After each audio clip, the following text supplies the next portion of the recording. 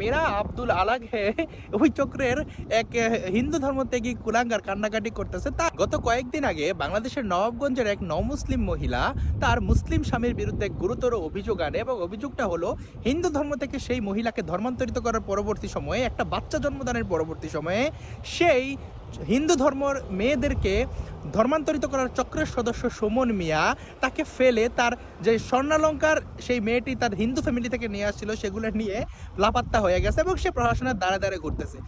এরও এক সপ্তাহ আগে গোপালগঞ্জের প্লেস ক্লাবে এক নমুসলিম মহিলা ভিক্ষাবৃত্তির জন্য ধর্ণা দিতেছিল যে তার 3 বাচ্চা জন্ম দেওয়ার পরবর্তী সময়ে তার নাম প্রিয়া দাস থেকে যখন তাকে জুলেখা বেগম বানানো হয়, পরবর্তী সময়ে সেই আরেক চক্রের সদস্য এই একই ধর্মান্তর চক্রের সদস্য এখন লাপাত্তা।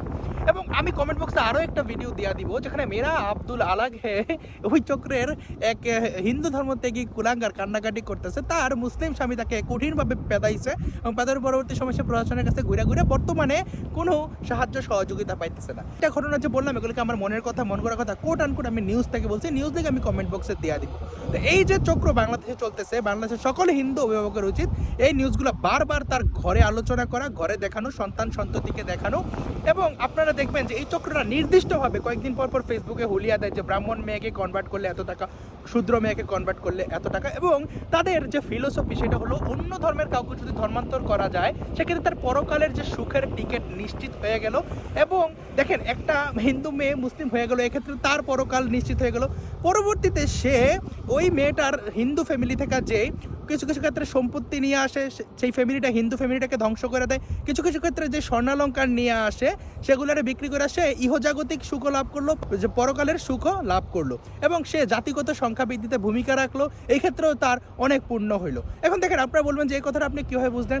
দেখেন যারা বাংলাদেশে ভাগুয়া লাভ না জানি কি লাভ কুরুক্ষেত্র, যাই হোক, তারা নিজেরাই কনফিউজ, তারা একটা ঐক্যবদ্ধ সিদ্ধান্তে আসলে ভালো হয়। তো তাদের সূত্র মতে বাংলাদেশের হিন্দু ছেলেরা নাকি মুসলিম মেয়েদের কাছে যায় বলে আমি ইসলাম ভালোবাসি, সেজন্য মুসলিম মেয়েরা নাকি তাদেরকে গ্রহণ করে, কারণ অন্য ধর্মের মানুষকে নাকি ইসলামে কনভার্ট করলে যে নেকি আদায় হয় এমন কিছু একটা।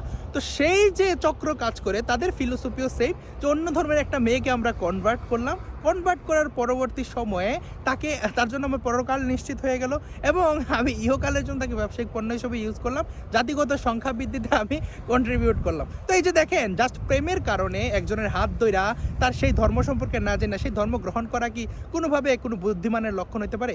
কেউ যদি হিন্দু ধর্ম সম্পর্কে না জানি না হিন্দু ধর্মে কনভার্ট হতে চায়, আমি এই জিনিসটাকে নিরুৎসাহিত করব, কখনোই আমি এই জিনিসটাকে উৎসাহিত করব না।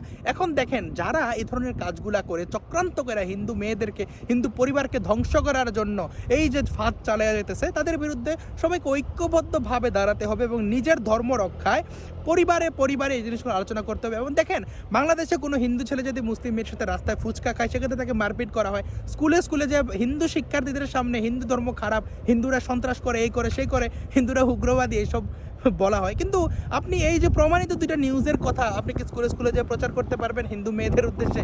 পারবেন না। সুতরাং ব্যক্তিগত উদ্যোগে নিজের ধর্মের স্বাভিমান, নিজের ধর্মের মূল্যবোধ রক্ষায় কাজ করতে হবে। ধন্যবাদ সবাইকে। ভিডিও ভালো লাগলে লাইক কমেন্ট শেয়ার করে পাশে থাকতে পারেন।